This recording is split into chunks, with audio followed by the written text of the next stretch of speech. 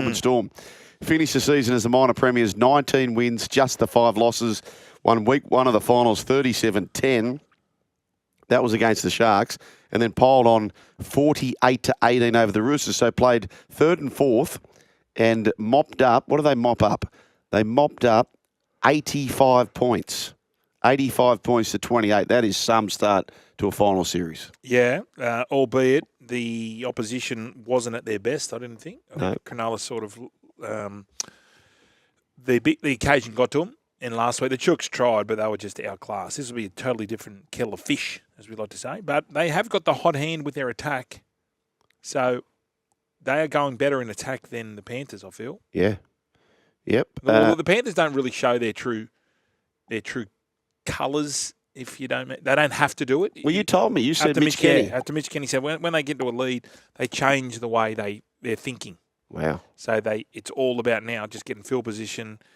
The first 3 tackles, it's the old kick, chase, tackle mentality. Mate, I was watching that game. We're calling that game. Was I calling it against the Sharkies? Watching it. They very rarely let you near their try line because they are in that steering comp, aren't they? Penrith. Yeah. They just don't let you up there. No, but Harry's very good. Harry and Eli Katoa are very good at putting pressure on the opposition kickers. Yes. Very good. Yep. Harry's worked it out. Now you can't go anywhere near. That's a good point, actually, that we haven't seen one of those. Remember how the referees were really policing the tackle in the air? Yep. Because they've seemed to have dropped off that. We've also dropped off on, when was the last time you saw the downtown rule penalised? Yeah. Oh, they got one the other day. Did they? With Fisher Harris. He was coming back on side. You know how we were talking about how they just stand in the middle of the field and wait for the back 3 to join them? Yes. Well, he was walking downfield and he got involved in a play. He was in the offside play. Gotcha. So it was an offload from Dylan Edwards and then they pinched him. Maybe the teams just aren't doing it because they're just paranoid about the advantage gives the other team. Now, sporadically, I'm just going to throw out, okay, because it's Wacky Team, this one from Graham. Hey, boys, what about Reece Woodenspoon? Reece Woodenspoon. Yeah, very good. Coffs Tiger. Sliced alone, the Italian medallion. That's good. But my favourite so far. Things you can win. Things you can win. I know Bree was very good, but this one here, Paulie, meet, raffle, Nadal. Very, very good. Oh, it's good. Craig Bellamy's 10th grand final, equaling the record set by Wayne Bennett. Wow, what a career he's had. And only 4 players in the 17 from the 2020 grand final for the Melbourne Storm, that is. Ryan Papenhuyzen, who got the Clive, Munster and Hughes, Christian Welsh. The Panthers, let's talk about the Penny Panthers. They'll be the Pink Panthers this week. I told you the story, Brian, how we played St Helens in a final. No. And it was it Ellen Road? Is that where they play? That's Leeds. Oh, where did they play? St Saints. Helens? Knowlesy Road? No. Knowlesy Road. So we go into the sheds and we smell this paint. And they painted it all bright pink. There was an article saying that it makes you feel less manly back in those days, right? Oh, pink. Yes. So the whole sheds were pink. Yeah. We played accordingly, very ordinary. But the Panthers are in the pink strip this week. No, I like it. Yeah. I think the NRL would like it. I think it is a great message to share with everyone, to get everyone involved, the pink. Oh, the pink versus the purple. Didn't they start bringing the pink in? Correct me if I'm right. Wasn't a part of the old oak milk? Oh, the strawberry. Is that what? That's what I thought the jumpers were for when they were sponsored by. Yeah. I think the actual Panther Stadium was. Yes. Oak. I think you're right. It was. It was. Remember Moves? I used to love Moves. Oh. Do you remember them? Mate, the last time I had milk was when we had that chili contest in here. Oh, you're not a milk drinker? No, never. I'll have a little bit in coffee. That's I like a dare. Really? Nice coffee dare. A lot of sugar in them. But Moves, I used to really like Moves. Anyway. The Panthers finished the regular season in second. Yeah. At one point, a risk of missing the top 2. They won week 1 of the finals, defeating the Roosters 30-10. The Panthers 26-6 over the Sharks in the prelim. So still big wins also. But where they have been very good, they have just screwed down the defence, Brian. Which they've done that in the last 5 years. Yep. Catches win matches and defence wins premierships. Correct. 5th straight grand final. 8 of the 17 have played in all 5 grand finals. Who would be the youngest, would you say? Jack Howarth. No, the youngest of the Panthers. Oh, right. The Who youngest played all player. 5. Oh, youngest. Who only played 1 year prior. Isaac? Isaac. Tungor? Oh, Tungor. No, he hasn't played in all 5. Okay. Who is the youngest out of those 5? So Brian To'o and Liam Martin both debuted in 2019. Okay. And since then, they've just played grand finals. On Edna. No, I think it's Brian To'o. Brian To'o, I think you'll find, is the youngest in that particular one. Matchups, Papenhuyzen versus Edwards. Yeah, well, we know what Dylan's got, but I think Papenhuyzen, the last couple of weeks, he's getting back to where he was. Yep. Pace-wise, Yep. he's getting a bit of a feel for the game, Yep. being in the right spot at the right time. That flick pass was magical. What about this rare little commodity? If Ryan Papenhuyzen, so Brad Clyde won 2 Clives, Billy Slater won 2 Clives. They both played for Australia. Ryan Papenhuyzen could win 2 Clives and never have represented New South Wales or Australia. Can you believe that? Can I believe that? Good stat, though. He could. I like how you just think outside the box. Do you really? I do. I would never think that. Well, it just come to my attention then. It's 2 the most. No one's ever won a 3. Well, Cleary's the other one who's won 2. Yeah. No one's won 3. No one's won 3. Of course, in the up there, Kazali, D. Martin. Dusty Martin, he got 3. Bang, played, bang, bang. Played in 3 grand finals, won them all, got the norm all the time. There you go. There, the halves: Cam Munster, Jahrome Hughes, Luai versus Cleary. Have you got an edge there? Totally different players. Cleary's. But Jarome's not far behind him. He's not far behind. I think we spoke about this yesterday, Brian, but if Jahrome Hughes had played for the Roosters and if Cleary had played for the Sharks, would we see a Sharks-Roosters grand final? No. You can't be, no. Not that much influence. No. What about if Cleary had played for the Sharkies? That was a bit closer, that game. No. Okay. He's got some friends. Yep, he does. He's a bit like Garth Brooks. Yep. What's he like? Friends in high places. No, lonely places. Who's the bloke coming out at he's the got moment? friends in lonely places as well. Hooters is gone. Who's the country boy coming out? Randy's sad out there. No, Hooters. Sorry? There's a big country act coming out shortly. Oh, Luke Combs. Would you go to that? Nah. No. If Tracy Chapman was there, I would. If she had a fast car, I'd I be there love too. Tracy's the Mickey. She is the Mickey. And he's just sort of leveraging off her. I told you how she got her start, didn't I? She filled in for Wembley. someone at Wembley. And it was Stevie Wonder who wanted to. Yeah, he didn't want to broadcast live. Oh, that corner was unbelievable when she cornered it in. It was. Far out, that was good. Harry Grant versus Mitch Kenny. It's got to go the way of Harry. Mind you, Mitch Kenny, he's a good player. Oh, don't do this, Sugar. What? Are you doing this? No, I'm not doing this. This is how people tip. I'm not doing this. I hate that. Harry Grant playing. Oh, Harry Grant, exactly. You forget about this. Harold's playing his first grand final. Wow. Yep. There you go. He was loaned to the Tigers. He was loaned to the Tigers in 2020, so he was absent. Yes. Wow. 11 tries he scored, 3 tries and 3 try assists in this year's final series, and it's just all happening there. Shawn Blore takes on the former Panther junior, captain of the SG Ball. I think you'll find to a premiership. Here's what Shawn Blore had to say about taking on his old team, the Penrith Panthers, and his journey to the Melbourne Storm. Oh, God, there was a point last year I thought it was feeling a bit real where, I didn't think I was going to get a gig anywhere just because I was off contract, going through another ACL. And I remember the new recruitment manager come in and told my manager, Shawn's probably not wanted for the next season. And at that point I was thinking, it's probably done. And then, I think Belzer just came out of nowhere and saved me. There you go. Came out of nowhere and say that's what they do. That's what they do.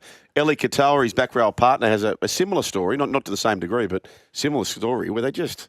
So was Shawn Blore there saying that the Tigers or the Panthers didn't want him? Tigers. Tigers said no. No.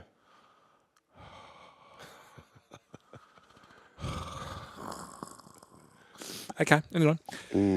So this here, we're talking about the Penrith. This is Matt from Penrith. The pink jerseys was originally for a women in league round and a similar event jersey. It was widely praised and eventually adopted as the away strip. That's Matt from Penrith. Love it. Back in 2009, 2010. Love it. Would that bother you as a player where you wear the pink or the black jumper? Nope. No. I'll tell you a little story. So going on to our grand final 2002, we were playing Brisbane and the gear steward had mucked it up. And we had the white jerseys with blue shorts. Okay. They forgot the blue shorts, so we wore the white shorts. We won. Oh. The great Nick Politis said, well, it's an omen. Let's just wear it the next week. We won the next week. We won 10 in a row going into the grand final, so we didn't change it. Is that right? Yeah, so it was a mistake by the gear steward. Might have been the great Bobby Jones. Really? Shout out to you, Bobby Jones. Great old Pato Colt. And, Or it might have been Louis Lopez. And was it Nick? Was it Nick who had the what would you call it? A bit superstitious. He's very superstitious. Yeah. Yeah, as Stevie Wonder would say. And, yeah, so if you have a look at our jerseys, it doesn't match. It was always the blue shorts. Yeah. We'd wear the white with the traditional tricolours jersey. We just kept wearing them. Wow. Sometimes you just got to hold on to something. What did they wear in 2003? Blue. There you go. Blue. There you go. Hang on, let me think. I think it was the blue. They had black. I can't see Skinny Byrne running down the touchline with white shorts, Brian. Hell no. Are you sure? I don't think so. Let's ring up the only man who know that. Yep. It would be Sats. No, Get the photo. Find it. I'm going to find it. I'm pretty sure. It's blue. Oh, I think so. I'll think so. But anyway, go back to the text line while I find this, Brian. Graham Eady and Brett Kenny may have gone close to 3 man of the matches in the grand final pre the Clive. This Daniel from Prairie Wood. Oh, yeah. Moves were the Michael. Todd Skinny Byrne. Todd Skinny Byrne, blue shorts. Blue shorts. That's where it all went wrong, Brian. And they got the different socks on, too. Yeah. If Sattler saw white shorts in front of him, wouldn't have got him. Okay, here we go. I'm prepared to say that. This is from Mitch. Shawn Blore. This is not quite true about getting speared. He wanted to leave the Tigers and go to a successful club. Wasn't he just forced because the Oldham swap? And Papali'i turned up as well. Or Melbourne. Melbourne. Oh, yeah, it was. Melbourne was smart. Melbourne targeted because they wanted someone else. Yeah, we said on this program we know who's going to win this swap, didn't we? Yes. We know who will win this swap. And then after, when Oldham played his debut at Leichhardt, people said, are you sure about that? I'm pretty sure they did the old look at my eyes, look at my eyes, look at my bang. Yeah. And they said, we want Stefano. And they went, no, you're not getting Stefano. He's an Origin player. And they went, oh, okay. Really, in the back of their mind, they wanted Shawn Blore. That's right. Oh, okay. Yeah. We'll have the number 11. What's his name? I don't even know what his name is. They ended up getting Stefano anyway. As well. I don't know what the Stefano... It might have been someone else. I don't know. But I think they did the old switcheroo. Speaking about switcheroos, right, I'm fascinated by this, and we'll get to some NRL trades later on. Yesterday, we spoke around Daniel Safidi heading to the Dolphins. Now, where I find this intriguing is not forgetting late last year, or late this season rather, Peter O'Sullivan, who's widely regarded as one of the doyens of the game when it comes to recruiting and an eye for talent. What about the bun in the oven? Of course, as I said, one of the guns. Are they on par? Yeah, on par. Peter Parr. Yeah, what about him? So Peter O'Sullivan. This is fun here. Peter O'Sullivan, who built this very good roster at the Dolphins, blokes like Max Plath you hadn't heard of, Jack Bostock, they're all coming through and done a very good job. He's now gone to the Knights, and within 5 minutes, apparently their cap, which we've all heard about for years, is a bit of a mess. So they've got to sort of toggle a few players. With him being there for half an hour just about, Daniel Safidi's out the door. Yeah. So if I was the Dolphins and I had great respect for the recruitment manager, I don't know that I'd want to deal with him and take someone who he doesn't want. Do you? Yeah, good point. But for the money, might be a money thing. Mm. And they need a front rower. You need a front rower. Yeah, you know. it's just interesting. I just find it interesting that... Or our man Wolfie, he probably just thinks, well, maybe they were blueing. Who knows? Yeah, maybe he doesn't rate. Yeah. I don't know, but if Peter turns up to the Knights and goes, oh, boys, I don't think we need this Daniel Safidi, I find it very interesting that the Dolphins would take him. Snap him up. Okay. I find anyway, there'll be a story behind it, and I'd be fascinated to know what it is. Anyway, let's go to Jahrome Hughes. Well, I don't know if this is the case anymore. We'll catch up with the coal mine a lot in the program, but Jahrome Hughes on the Storm being underdogs.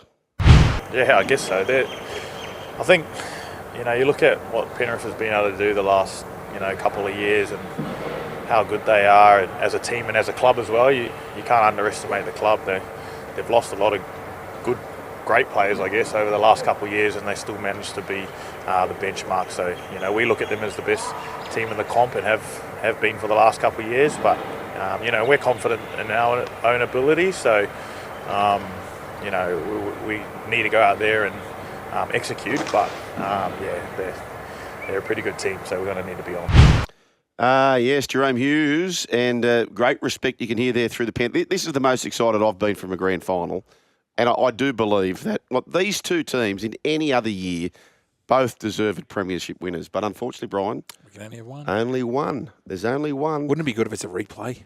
Wouldn't it be good if it's golden point? No, yeah, they go extra time first, don't they? Or is it golden point? Extra time in finals. Extra time, isn't it? No, because they went golden point in 15. Thurston. I think it has changed to extra time. Anyway, Extra time and then golden point? I think so. Let's find this we out. better clarify Let's bring up that. Adam. Let's bring up Adam G. I saw him doing what he was doing today. So I did the Harbour Bridge walk. He was doing sprints up and down.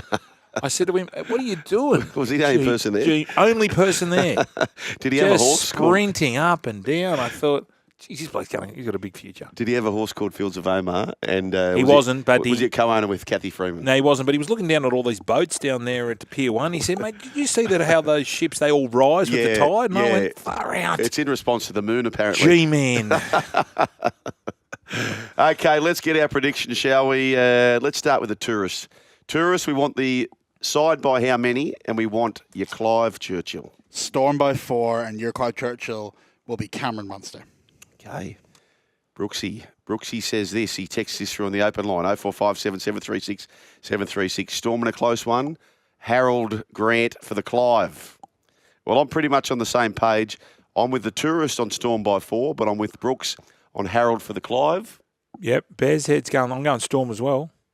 I'm going Papenhuyzen sauce. And it's I'm just doing 1 to 12. Okay. I'm not giving you I'll give you 6 points. 7 points. Okay, so 7 points. And who kicks that field goal for you? Who do you reckon? Jahrome. Hoyson. No. Oh, Hoyson. My man, Russo. All right, Jai Russo. Hyundai's iconic mid-size SUV has been updated and now comes with a turbocharged hybrid powertrain. Not only is it super fuel efficient at just 5.3 litres per 100 kilometres, it's also the most powerful Tucson ever with 172 kilowatts of power. Tucson redefines what a family SUV can be. Test drive the all-new Tucson hybrid at a Hyundai showroom today. Hit us up on the Cyclone Tools call line